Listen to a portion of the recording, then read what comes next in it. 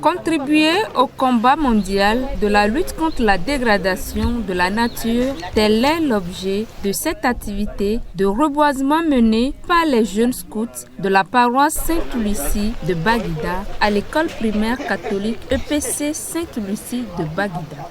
Soutenus par les premiers responsables de cette paroisse de l'Église catholique, les jeunes scouts ont mis en terre de jeunes plants, un acte qui rappelle le message fort de l'encyclique de Pape François Laudato Si sur l'écologie.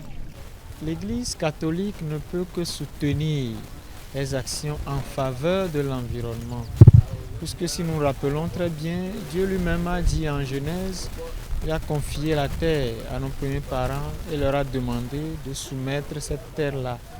Et donc l'Église n'a jamais essayé de décourager ceux qui font cette œuvre de construction de l'environnement. Plutôt, l'Église soutient cette œuvre.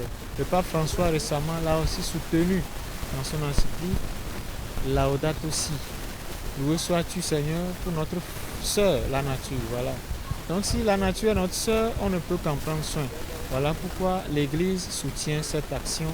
Voilà pourquoi nous soutenons aussi cette action de nos jeunes du mouvement Scouts, qui n'est rien d'autre qu'une action de l'Église.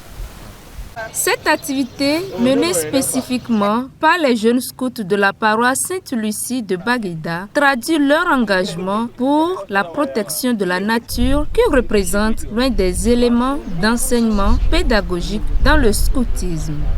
L'éducation et la pédagogie scout enseigne sur la cohabitation de l'environnement. C'est dans la loi scout. Par exemple, l'article et la base de l'environnement chez nous, c'est l'article 6. Le scout, je cite, le scout voit l'œuvre de Dieu dans la nature. Il aime les plantes et les animaux et se doit de les protéger. C'est à cause de ça, nous aussi, on a voulu mettre notre grain à ce combat que tout le monde mène.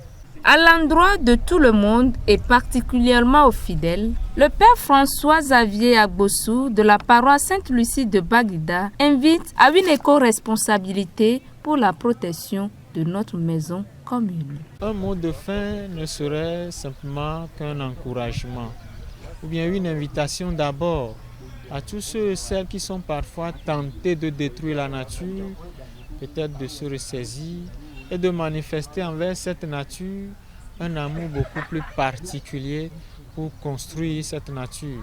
Parce que si la nature est bonne, nous pouvons aussi vivre dans de bonnes conditions. Nous pouvons être épanouis à partir de la nature.